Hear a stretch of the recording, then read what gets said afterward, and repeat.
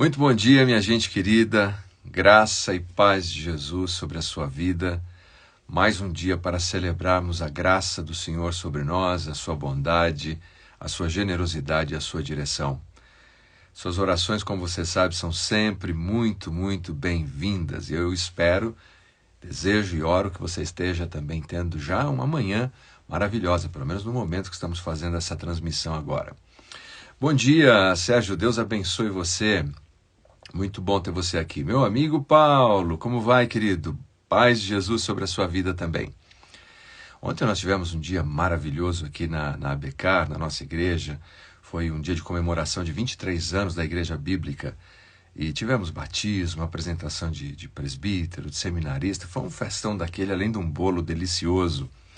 Ô, Reginaldo, meu querido, graça e paz de Jesus, como é que está? Espero que esteja bem. Silvana, bênção sobre a sua vida, muito obrigado. Ô Fran, bênção, até já, daqui a pouquinho nos encontramos lá, vai servir na recepção, ótimo, muito bom. E hoje, queridos, nós estamos já entrando na sequência da nossa série de mensagens que tratam, deixa eu só desligar aqui o nosso amigo WhatsApp aqui.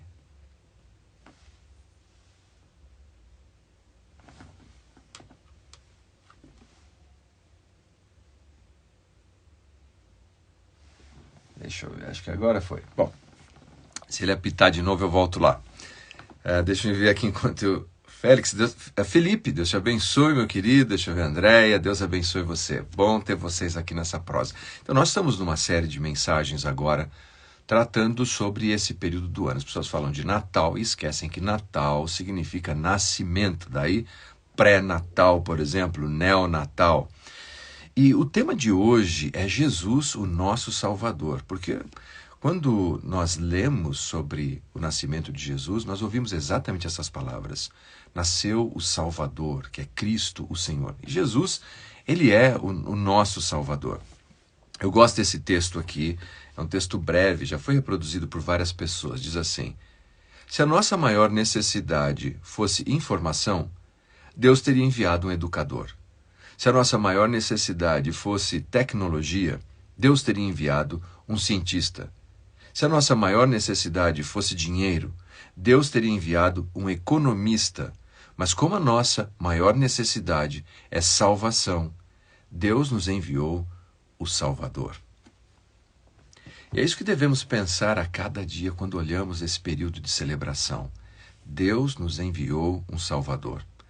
Agora, eu reconheço que quando falamos de Salvador, há uma distância entre a nossa maneira de pensar isso e aquilo que a Bíblia nos diz, especialmente nas páginas do Antigo Testamento.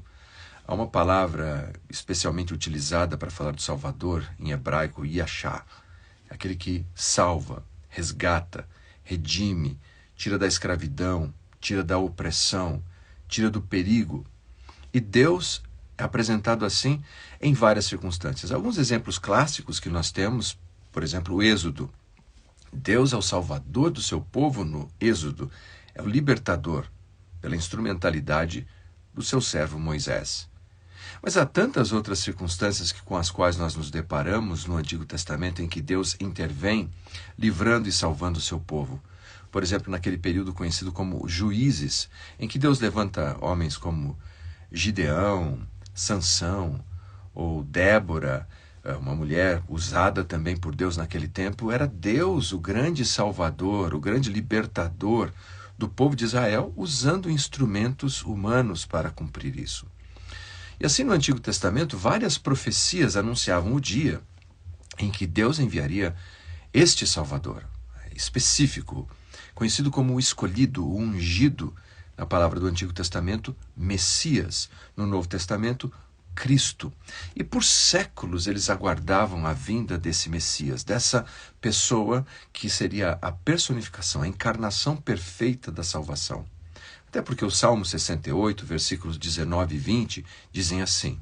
As palavras de Deus dizem exatamente isso sobre salvação. Bendito seja o Senhor, que dia após dia carrega os nossos fardos. Deus é a nossa salvação. O nosso Deus é um Deus que salva. Não há negação quanto aos fardos que se carrega na vida. Pelo contrário, diz que Deus carrega os nossos fardos. que Deus é o nosso Salvador, que Deus nos traz salvação. E ao longo dos anos eles esperavam, quando é que essa pessoa vai personificar, encarnar esta salvação de Deus? E você lembra que na história do Antigo Testamento, na nossa Bíblia, termina no último livro, o livro de Malaquias. Aquelas Bíblias antigas, físicas que nós tínhamos, entre Malaquias e Mateus, tinha uma página em branco. Lembram disso? Aquela página em branco estava ali para representar o seguinte, que entre o último livro do Antigo Testamento e o primeiro, houve 400 anos de silêncio.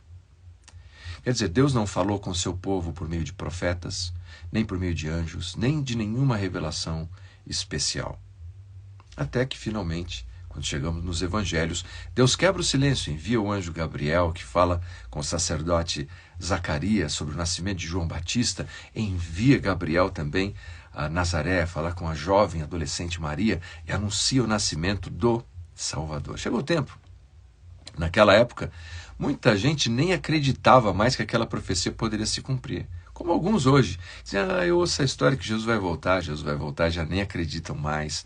Mas da mesma maneira que naquela época Deus cumpriu a sua promessa, Deus também cumprirá a segunda vinda de Jesus, o segundo advento, a volta de Jesus. E o maravilhoso da história, quando nós lemos, se encontra aqui, e este é o assunto que vamos ministrar hoje. Eu peço suas orações, Deus quiser, 10 horas na Bíblia em Mogi, 10 da manhã e às 18 em Suzano. Creio que é o presbítero Vagninho que está ministrando hoje, ore por ele também lá. Lucas capítulo 1, versículos 46 ao 55, nós temos um trecho em que a jovem Maria, depois de ter submetido obedientemente às palavras do anjo, dizendo que se cumpra em mim conforme a sua palavra, depois de algum tempo, ela visitou a sua prima Isabel, ou Elizabeth, depende da tradução, esposa de Zacarias, que agora está gerando João Batista. E quando elas se encontram, o bebê no ventre de Isabel salta de alegria ao ouvir a voz de Maria, que carregava já no seu ventre o Salvador. Então, Elizabeth expressa o seu louvor a Deus, o seu apreço ao ministério de Maria. E Maria, então, explode efusivamente com um grande louvor, uma canção, uma poesia que é conhecida como o Magnificat, ou a exaltação. Maria exalta a Deus. Eu não vou ler inteiro o trecho, mas eu vou destacar 2 versículos aqui, 46 e 47. A minha alma engrandece ao Senhor. O meu espírito se alegrou em Deus, meu Salvador, porque contemplou na humildade da sua serva. Apenas nestes versículos, a canção toda é lindíssima, a poesia é maravilhosa, mas apenas nesse trecho nós encontramos 3 lições tão preciosas. A grandeza do Salvador. A minha alma engrandece. O nosso Salvador é grande. E chega um momento na vida que todos nós precisamos parar e pensar. Se enfatizamos tanto os nossos problemas, se os nossos problemas são tão grandes, talvez a nossa perspectiva do Salvador é que ele seja um pequeno Salvador. Se temos um grande Salvador, engrandecido Salvador, então os nossos problemas deveriam, diante dele, ficar pequenos. Não há nada impossível para o nosso Salvador. Nem vida, nem morte pode nos separar do amor de Cristo, o nosso Salvador. E ela diz claramente, a minha alma engrandece, reconhece a grandeza do nosso Salvador. Segundo, ela diz assim, e o meu espírito se alegrou em Deus, o meu Salvador. Engrandece a Deus e se alegra em Deus, o Salvador. Salvador. Maria reconhece a necessidade de Salvador. É muito interessante que, quando nós estudamos a vida de Maria, no Novo Testamento, claro, nós vemos traços excepcionais na vida dela. Ela é uma jovem, obediente, submissa à fé. Ela conhece a palavra de Deus, o Antigo Testamento, porque o poema dela é repleto de citações do Antigo Testamento. Ela é talentosa, porque afinal de contas ali, na hora, como dizem, de bate-pronto, ela já compõe uma canção lindíssima que cantamos até hoje, lemos até hoje, inspirada por Deus. Depois disso, nós vemos ainda que ela foi muito fiel, apesar das dificuldades que enfrentou durante a gestação de Jesus, do nascimento de Jesus. Nós vemos que ela estava presente na inauguração do ministério público de Cristo, no casamento de Caná. Nós vemos que ela estava aos pés da cruz quando Jesus está crucificado. Ela esteve no cenáculo com os demais discípulos, aguardando a vinda do Espírito Santo. Ela era uma jovem que nós olharíamos e diríamos, puxa, ela realmente é excepcional. Apesar disso, ela reconhece a necessidade de um Salvador. Meu espírito se alegra em Deus, meu Salvador. Nós temos um equívoco na nossa cabeça, na nossa percepção da vida. Nós olhamos para aqueles que nós consideramos maus, ruins, dizendo, puxa, ele precisa de Salvador, ele é ladrão, é uma prostituta, ele tem desvios de comportamento, aquele ali precisa do Salvador. O cântico Magnificat nos ensina que até aqueles que percebemos excepcionais, talentosos, socialmente bons, também precisam do Salvador. A minha alma se alegra em Deus, o meu Salvador. Eu e você precisamos de um Salvador. Não importa quão no fundo do poço estamos ou quão no pico da montanha, nós precisamos de um Salvador. E terceiro e último ponto nesse resumo para você, ela fala da alegria. Meu espírito se alegra em Deus, ou se alegrou em Deus. O tempo é auristo, que pode indicar uma alegria contínua. É isso da língua grega. E ela escolhe uma palavra interessante, pelo menos na tradução da língua grega, que é a agaliao. Agaliao descreve aquele sentimento festivo que não fica represado, mas que se externa, em que nós celebramos. Como, por exemplo, quando vemos alguém dançar de alegria, ou vemos alguém cantar de alegria. É esse tipo de alegria, é uma exultação, é um júbilo, é algo intenso, é uma alegria que não se pode medir ou conter. Mas no quê? Não nas circunstâncias. As circunstâncias dela eram difíceis. Ela morava em Nazaré, um lugar pobre, norte de Israel, lá na Galileia. Ela iria enfrentar muitos problemas e desafios na vida por aceitar, submeter-se à palavra de Deus. Mas ela se alegra em Deus, o seu Salvador. Eu me alegro em Deus, o meu Salvador, não nas circunstâncias da minha vida. E essa é a grande lição que nós temos. Aliás, o nascimento de Jesus é repleto de notícias festivas e de pessoas respondendo com alegria.